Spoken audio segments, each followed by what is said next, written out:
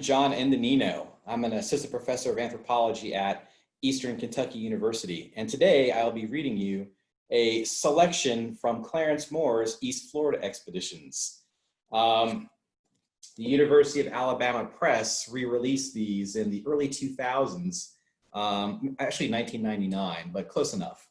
And I happened to pick my copy up at the Southeastern Archaeological Conference meeting in Chattanooga, Tennessee. And one fateful evening, I was flipping through the pages of my newly purchased book, and I came across some images that jumped out at me as being kind of interesting and unusual for East Florida. And that was the banner stones from the Thornhill Lake site. And it was well before the completion of my master's thesis that I had discovered the topic for my doctoral dissertation at the University of Florida. And so as part of that research, I got very vested in this site early on and started requesting site file forms, locating any kinds of collections or other documentary material on the Thornhill Lake sites. And as part of that, I came to the notebooks from Clarence Moore's actual field expeditions, which I got photocopies of, and then had to translate the handwriting of the 19th century into the typed text of the 21st century, because it's kind of difficult to read. But there's some interesting information that doesn't quite make it from the notes to the publication, and it reflects the changing thought of Clarence Moore during the writing process. So for today, I'm going to read two selections from Clarence Moore on the Thornhill Lake site. The first is very brief, it's maybe a page long, and the second is a little more involved and has a little more detail. Now, originally, these were published by the Academy of Natural Sciences in Philadelphia in two parts. Part one is the first short reading, and part two is the more in-depth reading. Okay. Need my reading glasses. Thornhill Lake. A short distance south of Black Hammock, a small creek leading to Thornhill Lake enters the St. Johns on the eastern side of the river. Bordering this small sheet of water is a sand mound, symmetrical in shape, with the usual summit plateau. Upon it grow a number of palmettos, many palmettos. Previous investigations have been superficial in character. A note, there was a military captain, I can't remember if it was Army or Navy, Reeves, I believe his name was, who, according to Moore's notes, scratched superficially into the surface of the mound, collecting many beads, a portent of things to come. The mound is 11 feet in height, measured from the north. A marked depression on the south would make it appear considerably greater in altitude. That, however, is the Borrow Pit, which my investigations documented a bit later.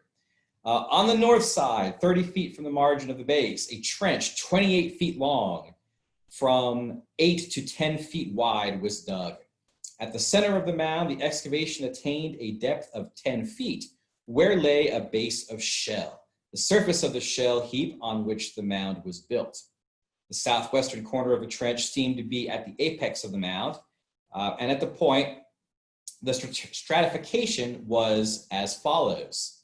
6 inches, surface layer, brown sand. 1 foot 6 inches, white sand. 5 feet, brown sand with slight sprinkling of shell. 3 feet, pure white sand. Below was a conglomerate of charcoal, calcined shell, and sand, as hard as stone, beneath which was the ordinary debris of the shell heap, which we can now interpret as being a burned surface in preparation for mound construction. Human remains. There was no NAGPRA at this time, and indeed, Native Americans were specimens to be collected and studied. We now know that is wrong. We should not be doing things like that anymore. And Moore didn't really keep any skeletal material from Thornhill Lake because the soil preservation or the soil acidity was such that the bones were badly degraded, and he kept none of them. Except, I know this from my work at the Smithsonian with the collections, there were a couple of shell beads stuck to fragments of human bone. And so those were not made available for me to study because of NAGPRA. All right, human remains. The skeletons were in anatomical order, but 7 in all being met with. These lay in the brown sand layer and in white sand layer below.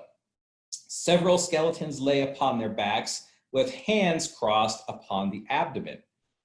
In one case, the legs were drawn up and stretched widely apart. In another, they were flexed and turned on the side. No crania were saved. 5 tibia, all believed to be original, gave an index of 63. Of 9 humeri, 6 showed perforation, or 66.6%. Implements, etc.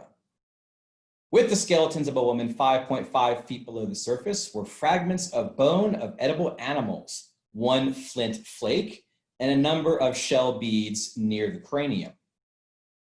Unassociated at a depth of 6.5 feet was a rude 3-sided lance or arrow point of chert, 3 inches in length.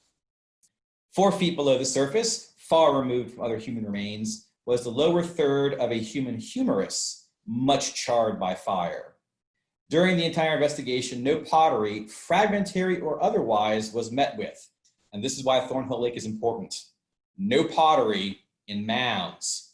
For those who are unfamiliar with the archaic mound debate of the 1990s, it was uncertain until the work of Mike Russo and others, published in a special issue of Southeastern Archaeology in 1994, made the very compelling case that mound building is an archaic phenomenon.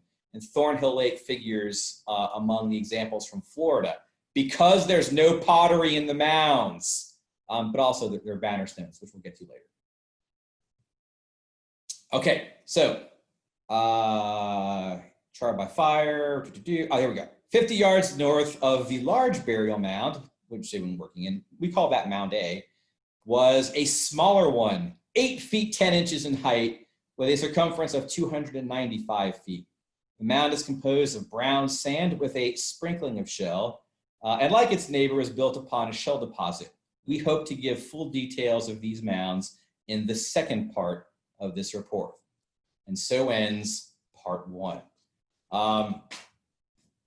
So Thornhill Lake, an interesting place. Burial mounds, no pottery. Quite the conundrum for Moore because he was used to finding pottery in mounds.